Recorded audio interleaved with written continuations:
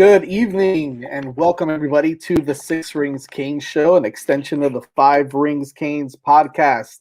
I'm your host, Jazz Santana. I am joined by Danny Gillette and Paul Austria on the show today. Big thanks to Five Rings Canes and also to the Five Reasons Sports Network. You can catch us every Thursday, not only live on the Five Reasons Sports YouTube channel, but you can now also catch us on the Five Rings Canes podcast on any podcast platform that you listen to. So you'll be able to catch this episode, Spotify, Apple iTunes, Podbean, whatever it is that you listen to your podcast on. You can go ahead and check us out there. Please, if you are listening to us, if you are watching us live, go on YouTube, subscribe, and click that like button as well. Give us a thumbs up. Always helps us out on the not only with views but also with the podcast and with some what's the word I'm looking for? The algorithm.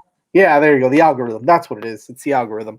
And like it said down there, just go ahead and subscribe and listen in. We've got a nice show today. We've got to cover some latest news regarding the coaching updates again as Travis Williams pulled a Mario Cristobal on us here. But some coaching news, and also we'll kind of talk a little bit about the some recruiting updates as well. A lot of things going on in the recruiting world.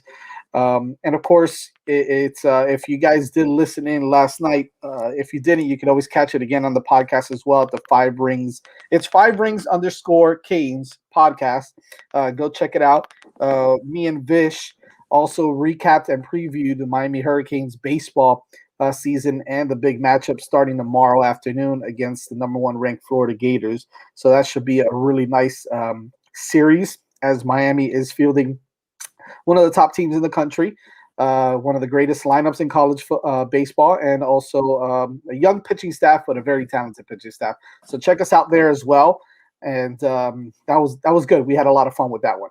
But nevertheless, it's showtime here. Danny, Paul, thank you for joining us on the show today. Happy to be here. We got a lot of things to cover in a short amount of time. So let's go ahead and jump right into the latest news regarding Travis Williams. How excited we were last week seeing his interview and the press conference live, and how excited he was to coach the linebacker unit and possibly get involved with the defense, with the whole defense as well here at the University of Miami. But some late developments in the coaching world with UCF hiring former Auburn head coach Gus Malzahn, and fittingly so, right? Snatches Travis Williams out of our hands to be the defensive coordinator for UCF. So I don't blame him for it. Okay, it's a great step for him to kind of jump up, and he literally got promoted without having to do anything, which was pretty exciting, and it's an opportunity that you really can't pass up. So, I mean, a lot of people were calling for him to be named the defensive coordinator here too, saying, hey, when's Travis Williams going to be named defensive coordinator? We obviously heard from Manny Diaz talking about how he was going to call plays. He was a defensive coordinator, and he kind of solidified that in the press conference as well. So I don't think that there was an opportunity for him just yet to do that here in Miami, and he chose to go join his former head coach from Auburn over at UCF. So hats off to him. But I want to get your take, both of you, on the situation, because I know it didn't catch us by surprise, because Paul, you tweeted out that it was something to really monitor closely. So I definitely want to get to you first on this. When did we kind of see or hear, hey, this is going to happen, or this might happen with him?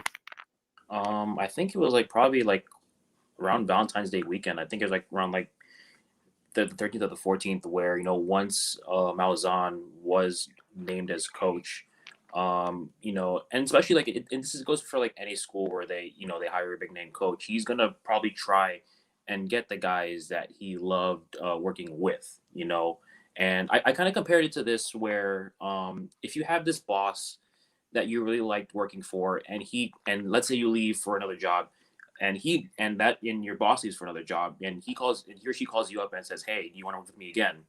I kind of compare it to that, where you really like working for your boss. And I mean, how and how do you turn that down? And I think that I think also credit to Manny Diaz. I think the quote that came out was that like he told Williams that this was a opportunity that he couldn't pass up. If his goal was to eventually become a defensive coordinator, I mean, this isn't a Power Five school, but this is, I mean, as much as I hate to admit it, it's pretty close. And I mean, I know it's unfortunate for Miami, but I think that it's good to know that Manny will definitely, not even just let a coach know, but a player know that if it's a smart move to move up, and in this case get promoted to a position that you want, he's gonna want you to do what's best for you. And I mean, I know it was like a really short-lived, like 2 weeks, and we were all excited about what Williams could do. Not only for the players on the roster, but recruiting wise. It's still. I think I'm very happy for Williams too, and I mean, and honestly, on the low, just kind of keeping an eye on what they're doing at UCF. Malzahn's slowly building a very strong coaching staff in Orlando. Like I think he just hired Herb Hand, who was the offensive line coach at Texas last season. He's been friends with Malzahn for a very long time. He's coming in. I think they got the secondary coach yet from Missouri to come in and be a co-defensive coordinator as well.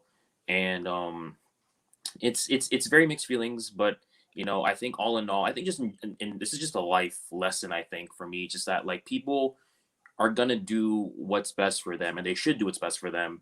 So you really shouldn't have any like hard feelings. I think, and I've no doubt that Diaz will definitely find another high caliber replacement, I guess, for Williams. So I think it's in essence it's just one coach, but I never thought I'd see the day where a Miami coach would last I guess a shorter amount period of time on the coaching staff than Mario Cristobal did. I think it was like 6 weeks, but Williams Well, being able to do it. that's. I mean, look, it wasn't as much of a surprise as the Mario Cristobal one. I would say, right, because he didn't leave to go coach with Dennis Erickson or Nick, or Yeah. he didn't go coach. He didn't go leave to go coach with, with I don't know, whatever, Jimmy Johnson or whatever. You know what I mean? Yeah. Just a Kane guy, right? He left to Alabama, and again, was it a bad move in hindsight? Absolutely not, right? I mean, he's now the head coach at Oregon.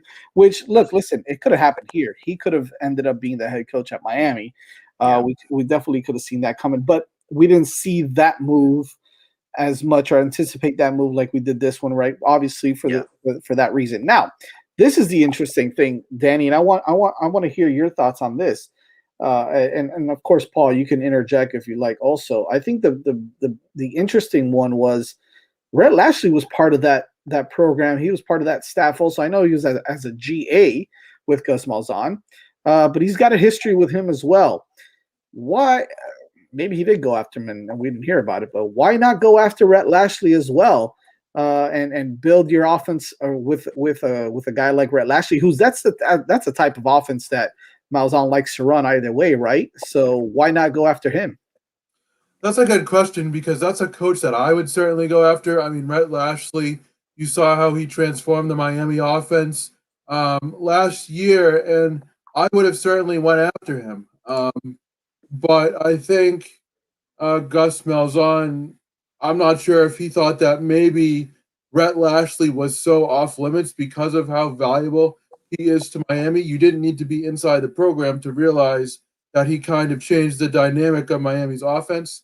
Or I don't know if he just used Williams as a piece of the Miami coaching staff that he wants to move, test the waters, see if that works out, maybe takes Lashley later. We've talked about Rhett Lashley and his potential to move to another program given his talents. And, that's a very interesting question. But I think for right now, it would be kind of hard to take Lashley away from Miami, given that he is such a big part of what the Hurricanes try to do. And on your guys' points about coaching jobs and opportunities, I have a buddy who is on an NFL coaching staff, and he once said to me, there's only 32 spots for my particular coaching position, which was a quarterback's coach at the time. He said, if you get a better opportunity, you better take it. And although the college game is a little bit bigger and has, more teams, there are only so many spots and so many opportunities that you can get. And with the way that college football moves these days, you don't know if you're going to get that opportunity again. So, I definitely think that I'm sad that he's gone, but I definitely get it because you never know. The game of football and the coaching carousel is so cutthroat. You never know if you're going to get that chance again. Well, yeah, you bring up some really great points there.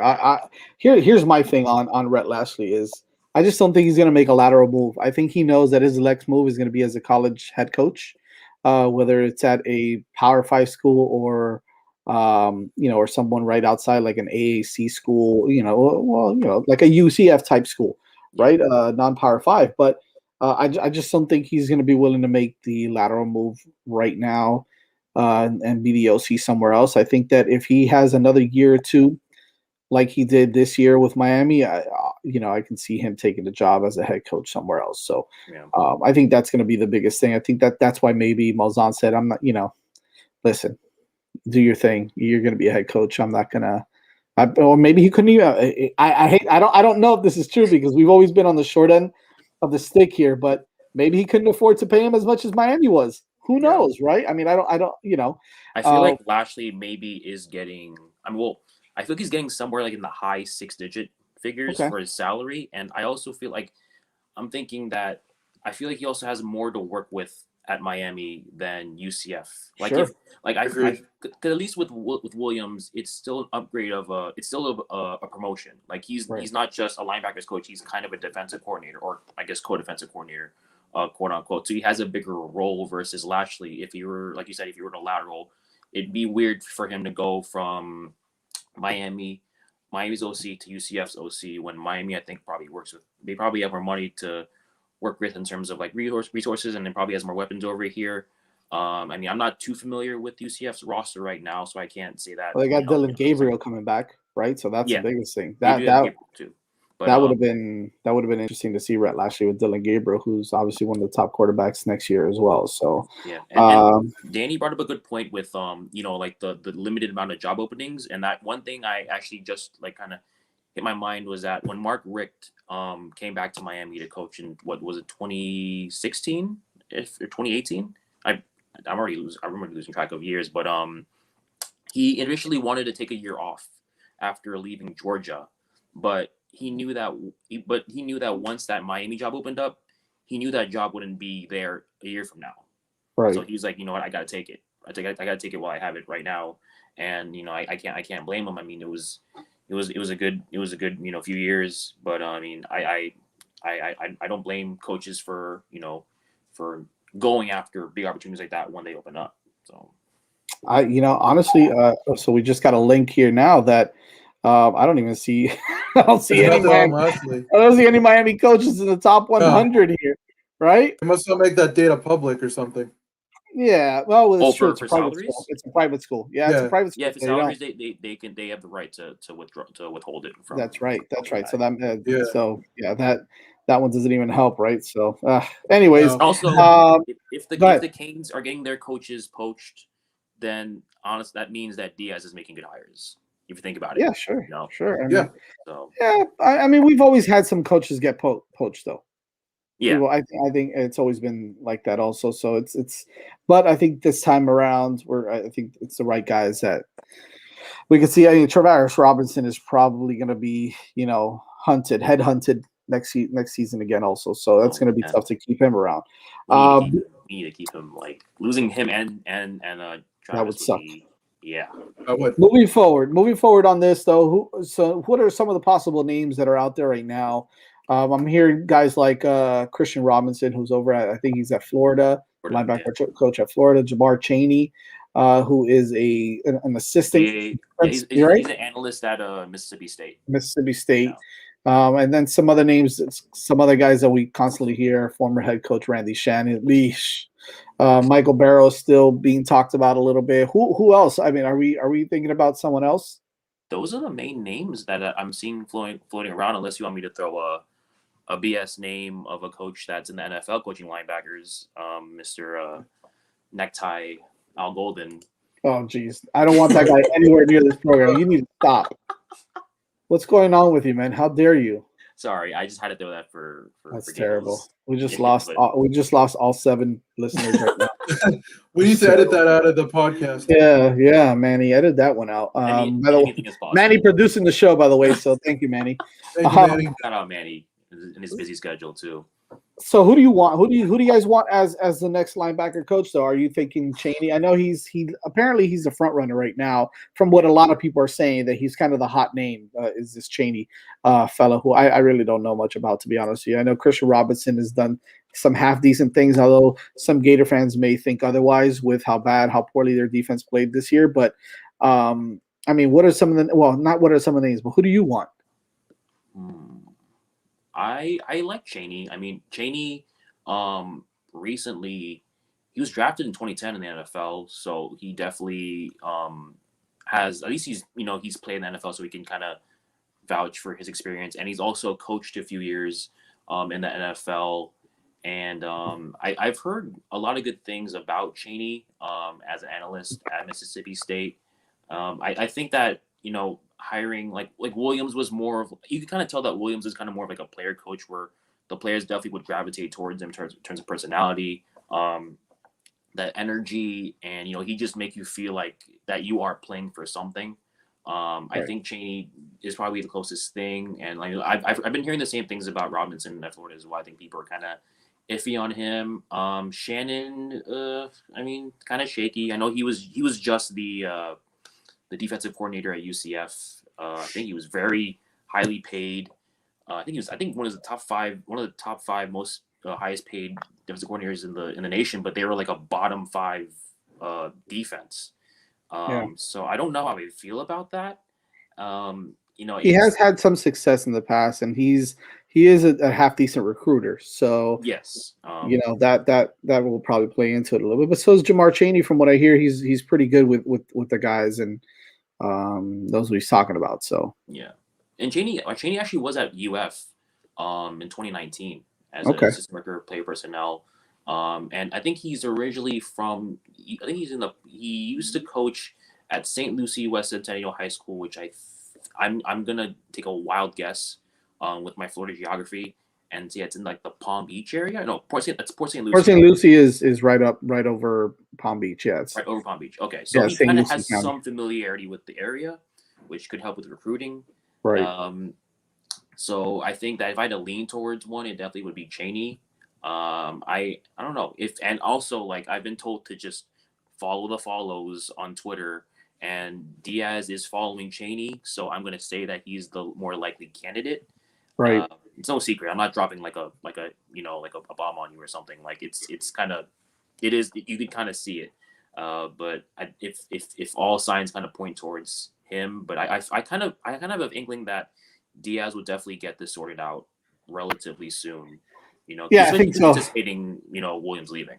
Well, Metro started today, so that's yes. And he was someone points out here he was a linebacker for the Eagles in the NFL, so yes, was an okay linebacker. But Danny, this is the thing, right? It's an SEC guy, man. So bring him on, right? Christian Robinson, an SEC guy, bring him in. And I hate to say it, but it's not even about we're gonna snatch him from UF. No, it's those guys have ties to the SEC and multiple SEC programs that the relationships are going to be there moving to wherever it is that he goes. So we're going to be able to get some of these highly touted players.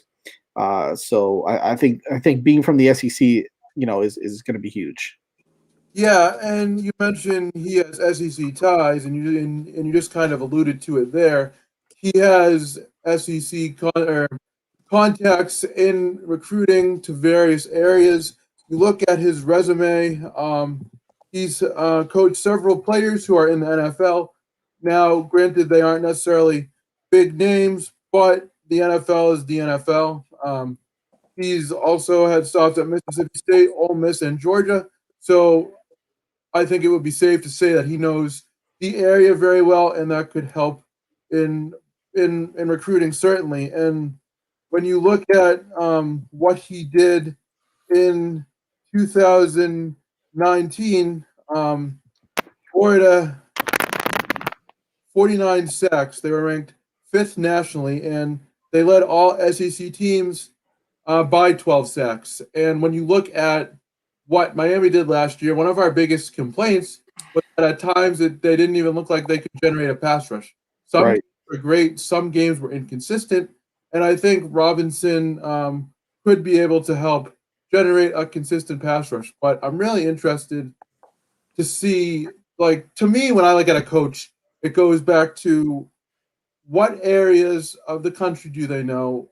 What what or where have they coached previously, and how do those ties line up in terms of developing players, and what's a coach's track record in terms of developing players? Because you can have all the talent in the world, you can have 15 5 stars, but if you can't develop any of them, then it's all for naught.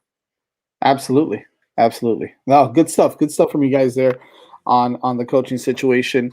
And as we segue to our next topic, which has to do a lot with coaching as well, is recruiting, right? Recruiting is really starting to heat up now. Even with the departure of Travis Williams, you still see a lot of linebackers that are still involved.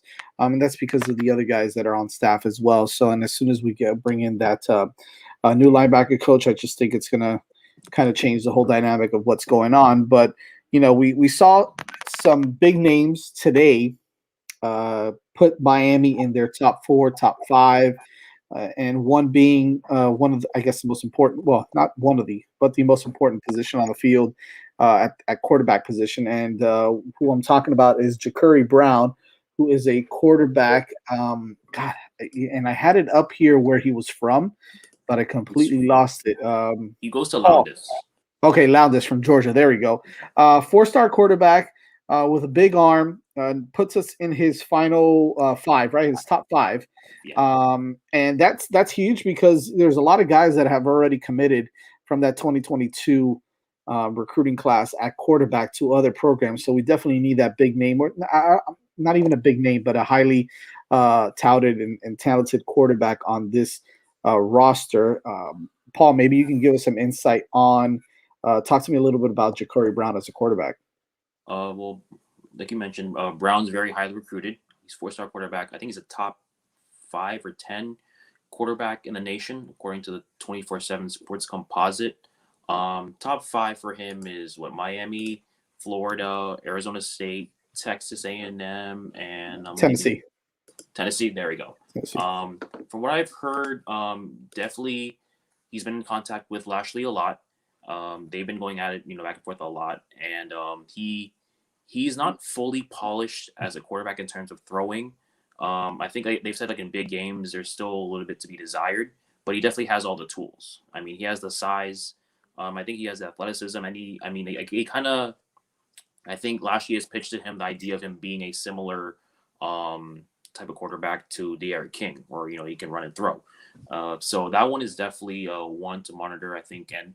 The rule of recruiting is that you got to have a quarterback in each class, no matter what, especially with how quarterbacks will often move to get playing time, so you got to be prepared. And I think they're in talks with him. Other names, I think, one guy that Miami did miss out on, I guess, it's still early, was one of the safeties at Hollandale, Jalen Marshall. He committed to Arizona State. I'm kind of curious about Arizona State because they're I don't know, their coaching staff is. There's Herm Edwards, and then I think Marvin Lewis is on that staff as well, former Bengals coach. Right. And like you mentioned, there's another prospect that put Miami in his top group. Let me get his name up now. Isaiah Horton, right? Isaiah Horton, yes. So 4-star wide receiver. It's a heavy top 4. Like it's Miami. I think it's Bama in that. Let me see. Let me bring it up for you. It's actually it's Florida, Alabama, Tennessee, and Miami. Yeah, and he's a two-sport. He's a multi-sport athlete. Also, actually, it's all 3 sports: baseball, basketball, and football. Out of Murfreesboro, Oakland, in Tennessee. Yeah, who always puts out some really good players. So that Murfreesboro area is pretty much a hotbed for football. I mean, they do bring out some really talented guys there. So Bama loves their two-sport athletic guys too. Like I saw a graphic where like a lot of their linemen have like done really well in the shot put. A lot of their like just speedy guys have run great times in track. So Alabama's going to be pushing hard, and I think overall, just like I mentioned this in our group chat too, where Miami is like they're pushing. I mean, each school is pushing out like mad offers. Like offers are going out left and right. They're very aggressive, so it's hard to really. I wouldn't get discouraged by any I guess the lack of early commitments right now because it's still relatively early, and but I think in due time, when one domino starts to fall, the other ones would kind of start to fall. And we've seen how recruiting is kind of changed now, where recruits really need to know if they have a committable offer, because once early signing day passes, like schools are not gonna look for leftover recruits. As kind of as really bad as it sounds, they're gonna look towards the transfer portal. Right. And even the transfer portal is, transfer portal is another thing too, where a lot of guys will enter it thinking that they're going to find another home really easily, but it's not that simple, So no, there was a really disturbing number out there. That the percentage of kids. Yeah, that was really depressing, man. I mean, you got all these kids that think that, like you said, are going to go somewhere else and start or go somewhere else and get playing time. They don't even get picked up by any team. Nobody shows interest, and they kind of phase out, and they were talented guys. So it's tough. Yeah. And it's definitely, it's just the change, and it sucks because if you're at a school where you're not getting playing time, then you obviously want to go to a school that will give you playing time. But it's just the way that the spots are. And the one thing I still don't understand about the NCAA is how, if a player decide to answer the transfer portal, for example, that spot doesn't necessarily open up in their recruiting class. Not, I guess most teams will not have full capacity rosters at any time, just because that even you may lose guys. You may lose Miami losing Patrick Joyner and N'Kosi Perry, and I guess even Tate Martell. But that doesn't mean they're going to have 28 open spots. It doesn't open up a spot. Exactly. Yeah, that to me makes no sense. And I feel like they should do something, especially with the current situation with the pandemic and everything. I don't know. It's so weird. Why it doesn't? Two things don't add up. I don't get it. Danny, what do you like? Really quick before we close everything out. Yeah, Cody Brown, the 2021 running back. Miami is in contact with him. Yeah, we saw that. That was recently posted that who was it? Was it Tennessee who dropped him? His national letter of intent recently. Big time running back. So that's one to really watch. But before we get to that, really quick, I want to close out with this on Ja'Cory Brown. Is Danny? You mentioned something that might play a big role in his recruitment, right? Yeah, and he's he's friends with Thomas Davis and Jake Garcia, and that will certainly be able to help, play a role in his recruitment, I would think. Especially Jake, if he can get some playing time and Jake can tell him the ropes and how Miami uses the quarterbacks in their offense. And it's interesting. Well, I shouldn't really say interesting, but Miami has been going after dual threat quarterbacks. It seems like the days of the pure pocket passer are over. And it's interesting when I look at Brown's stats here. He has, over 1,000 rushing yards and 1,537 passing yards, and it's just really interesting to me how if you don't have a dual threat quarterback on your roster or starting or even in your class, then it seems like you're behind. Now, we've seen what Miami did with Derek King last year, and I think, they continue to go the well for dual threat quarterbacks, and which I think is a smart thing to do, given Rhett Lashley's wide open offense. Right. Yeah. Oh, and real quick before we close it out, regarding Cody Brown. So yeah, he's been in contact with the University of Miami in the past 24 hours. Obviously, he's a 2021 kid, so that kind of questions, if we have space for him or how that works. But look, as a senior, he rushed for over 1,500 yards, had 12 touchdowns in 12 games. He is the nation's number 10 running back. the class of 2021, according to the 24/7 Sports Composite rankings. And this is all based off of an article that our good friend Andrew Ivins wrote on InsideTheU.com as well. And he brings up a great point. Miami only has 3 scholarship running backs, all very good running backs, right? Cam Harris, Don Chaney, and Jalen Knighton. But they also got Thad Franklin coming into campus in 2021. So will it be too much of a crowded running back room for Brown to join? Maybe, but maybe not. Maybe he comes in. Look, Cam Harris. I think that I'm going to be honest with you. I think that the guy who is going to kind of suffer most from the talent here is Cam Harris. I just see Don Chaney and Jalen Knighton playing a huge role. Robert Burns did transfer, and then Thad Franklin, who's a thumper, but can also play every down. Is going to be another big name that he's probably going to get a lot of playing time. Looks like Auburn, Georgia, Florida, LSU, Ohio State, Penn State are some of the other schools, which all big name schools. So that tells you a lot about Cody Brown as well as a running back. I think that that's going to be it for us now. Again, if you guys want to check us out, you can always check us out live on the 5 Reasons Sports YouTube channel here every Thursday at 7:30 p.m. If you don't catch it live, you can always replay it again on the podcast. On the podcast, it'll be up on 5reasonsports.com, but also on any platform, any podcast platform like Apple, iTunes, Spotify, Podbean. Just look for the 5Rings_Canes podcast. We are an extension of the 5 Rings Canes podcast. They do a great job over there. Alex Dono, Larry Bluestein, and the bunch. And, we pop in from time to time on the podcast also. So make sure you check us out there. 5 Rings Canes podcast, the 6 Rings Canes, 6 Rings Canes show on 5 Rings Sports YouTube channel. Danny Gillette at Danny Gillette. You can find him on Twitter at Danny Gillette 95. Paul Austria at Paul Austria _. And then myself, Jazz Santana at Jazz Santana, but most importantly, follow us at 6 Rings Canes on Twitter. We do post a lot there. We're constantly reposting, retweeting all of our each and every one of our posts, so it's fun. So make sure you follow us at 6 Rings Canes. Subscribe to our YouTube channel. Click like.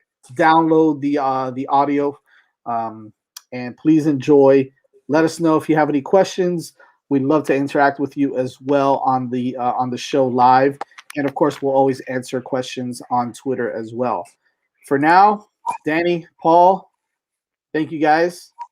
Let's have a great night, and thanks for tuning in. Go Canes. Go Canes.